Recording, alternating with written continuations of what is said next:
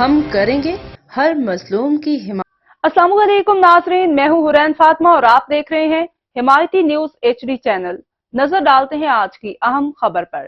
ملک میں مہنگائی کی شرح میں مسلسل تیسرے ہفتے میں بھی اضافہ ریکارڈ کیا گیا ہے۔ ادارہ شماریات کی طرف سے جاری کردہ اعداد و شمار کے مطابق ہفتہ وار بنیادوں پر مہنگائی کی شرح 0.76% مزید بڑھ گئی ہے۔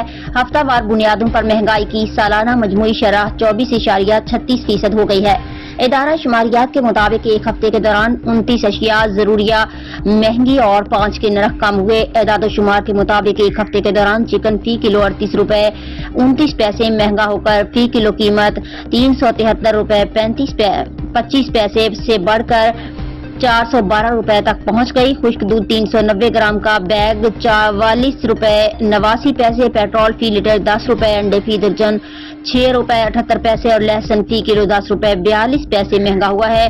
دالیں، تازہ دودھ، چینی، چاول اور دہی بھی مہنگی ہونے والی اشیاء میں شامل ہیں۔